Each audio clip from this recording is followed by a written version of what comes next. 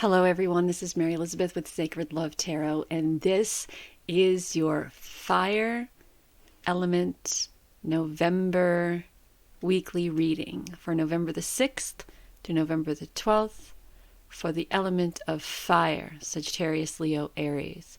Brave, artistic, confident, passionate, independent.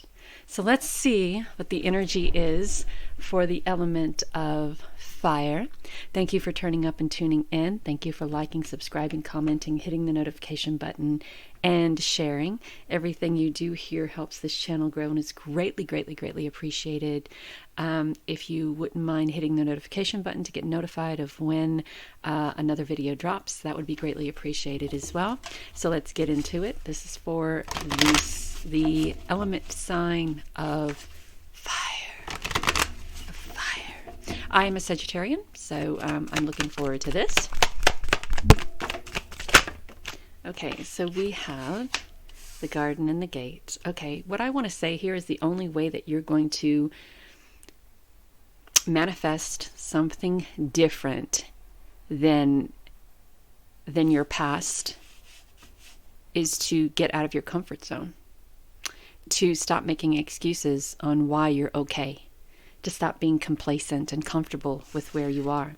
You need to find that path that leads you to something different, that leads you to expansion, that leads you to opportunity, that leads you to different situations, because right now you're just in a state of feeling kind of insecure, unworthy, hurt, angry, because even though the Sagittarian is very brave, artistic, confident, passionate, independent, there are parts of us, of Sagittarius energy, that also is very we're our worst enemy, our own worst enemy. We get very passionate about something and we get on the bandwagon about it, and when we don't acquire that instant gratification from it, we throw our hands up in the air and we kind of give up. And if you've had a very difficult past where people were constantly telling you you are unworthy, where people were constantly telling you you'd never amount to anything, if people were constantly telling you that you were undeserving, then it's like we're on this path of fulfilling those, not just what they convinced us that we are or are not, but our own self-fulfilling prophecies of not breaking those generational curses or continuing to live a life of lack or uncertainty. So we really must get out of our head and find that pathway towards getting out of this wall, going beyond the wall, or going beyond this conditioning that we've created around ourselves, which says, I am complacent, I am comfortable, I am okay with where I am.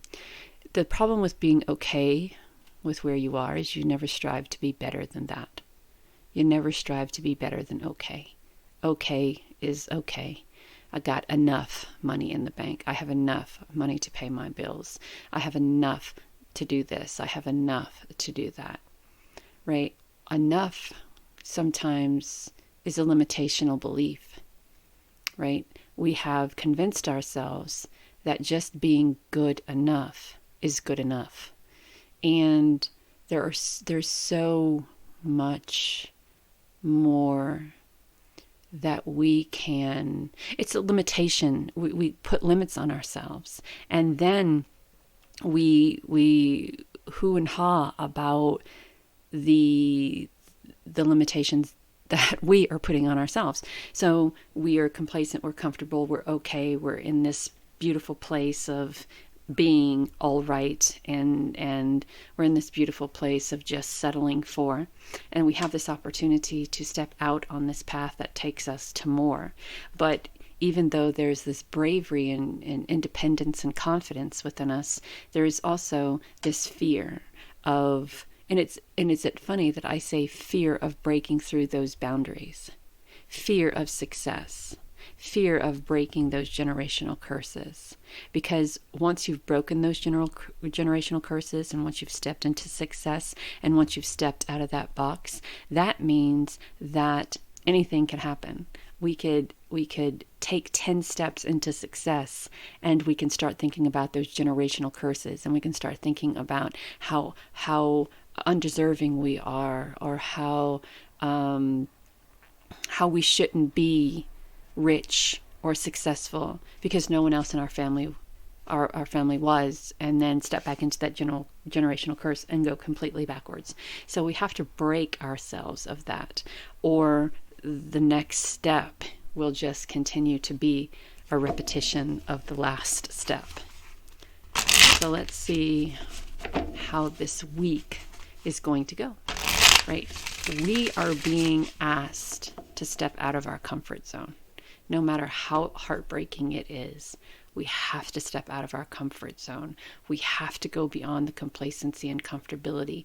We have to take off the mask, and we have to do something different. We have to do something different. What did I say? A new path.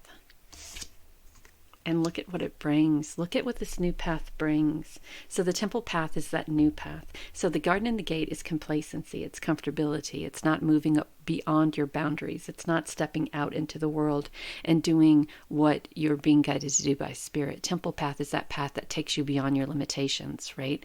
And no matter how heartbreaking it is, there is a path that is ready and waiting for you. A path of creativity, of passion, of intuition. A path that is asking you to open your heart and be receptive to what spirit is presenting to you. And when you do that, look at the celebration that abounds.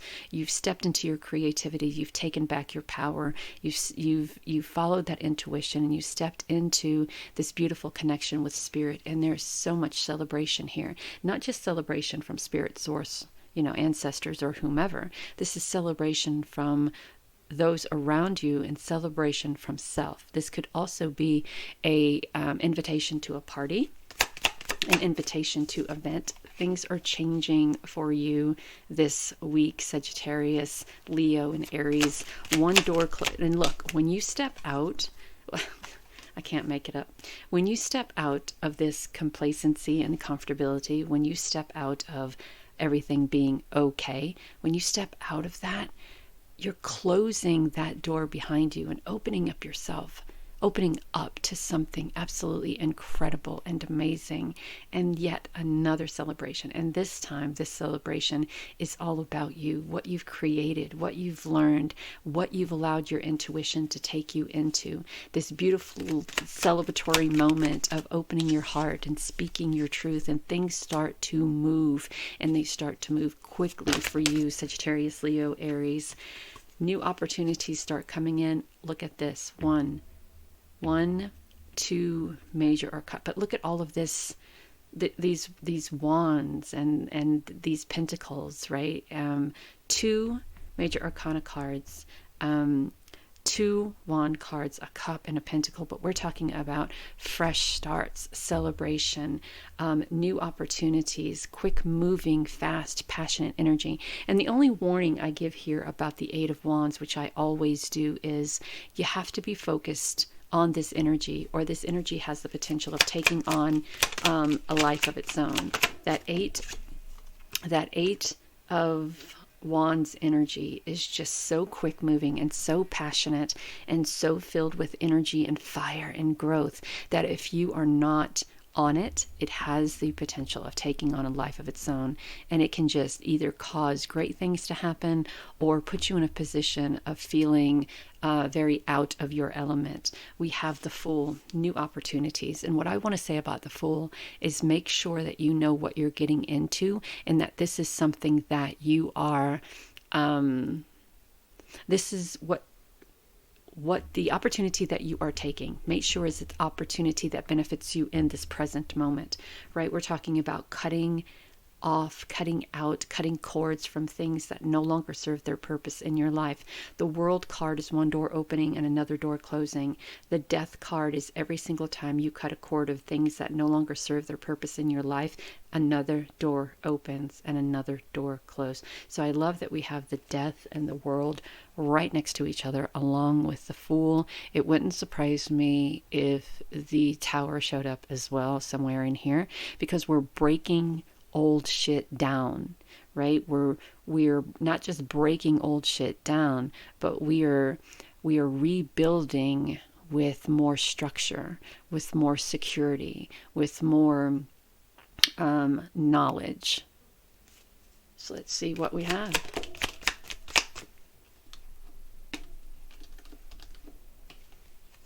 We have the Moon, pulling back the veil, baby.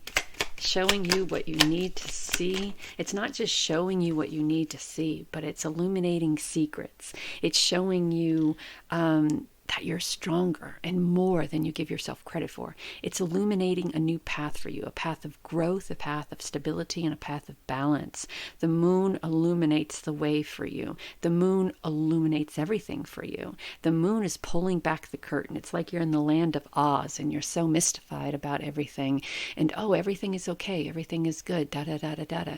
You know, I'm pretty much complacent with where I am. And you pull back the curtain and you realize that all of this, I'm okay and I'm pretty complacent, is just an illusion. What is on the other side of that illusion is something amazing and beautiful and wonderful and life-changing and life-altering. And it's time for you to make the decision to either follow that path or stay in this place of complacency and okay, right? But if you follow that path, if you make that command decision to do what needs to be done, right? If you make that command decision and say, this is what I'm going to do. I'm going to step into my true authenticity. I'm going to get out of this box that I've created for myself where it's comfortable and I'm complacent and okay with the status quo. Regardless of how heartbreaking it is, I'm going to strip off everything and anything that no longer serves my fucking purpose, and I'm allow the Moon to illuminate the secrets, or to illuminate the new path, or to illuminate who I truly am, and I'm going to take that opportunity to change, to step into that, to step beyond that illusion into what truly is, right? And the Six of Wands talks about people appreciating you and recognizing you for the work that you've done, and making sure you're paying it forward. Not just paying it forward though, it's what's the word, Spirit? It's honoring those who have paved the way for you, honoring ancestors, honoring the elders, honoring those who have given you or instilled in you the strength and the courage that you have yet to find within yourself. And that's the thing. We have yet to find that bravery, that confidence, that feeling of independence and passion. We have yet to find that within ourselves. So with the World card and the Fool and the Moon and the Death, this is you finding your way. This is you, regardless of how heartbreaking it is, stepping out of that space of comfortability, stepping out of that space of okay, stepping out of that status quo and finding that path that brings you to a time of happiness and celebration and independence and creativity and opening up your heart, listening to your spirit guides. Yes. Listening to your guides, listening to your ancestors. Pay attention. This is going to be a time of peace for you, a time of rejuvenation, a time for you to excel, for you to really be who you truly desire to be. And trust, by all means, trust the process. Trust. We have observation. Expand your consciousness by observing the divine matrix of life. So remember when I talked about how everything that we are going through now, that insecurity, that doubt, that generational poverty, all of that is just an illusion. We get to Oz, we pull back the curtain, we find out that the life that we are living here is just an illusion, and beyond that illusion is so much more, so much more. I call it universal inheritance, to where everything we want, need, and desire is beyond that. And there are people in our lives who would rather have us complacent and comfortable and okay with the status quo than have us living our best life. So observe and be patient. By all means, allow things to unfold at their own pace. Don't try to rush things. Inner worlds, for your external world is a reflection of your inner world. So what that means is how you feel and what you think and the things around you. So your bedroom, right? Your bedroom should be a place of peace and tranquility. Is it a place of peace and tranquility for you? Your kitchen is the heart of the home. Does it look like that? Your living room is where family gathers, and it's time for family gatherings and celebrations. Does your living room look that way? Your bathroom, well, it's a place for peace, I guess. Is it that way? So look at your outer life and ask yourself, is what I desire a reflection of this? If I want to live in absolute abundance, do I look the part, feel the part, dress the part, act the part? If I want a partner in my life who is, fill in the blank. Does my bedroom look the part? Does my home look the part? Do I look the part? Right? I heard once that if you're trying to manifest a partner, you create an equal balance in your bedroom. So 2 nightstands, 2 lamps, 2 of everything, right? So that says that you are ready and you are waiting for a partner. Loving yourself and know what it means to love yourself, and not settling just because someone comes out in a hot package, but they're an idiot, right? A lot of us, we want the full, complete package, and we're willing to sacrifice and lower our standards for it. Don't do that. Don't do that. You have so much waiting for you on the other side of this illusion that you're settling for. Pull back the curtain, babe. Pull back the curtain. Until next time, take care of you.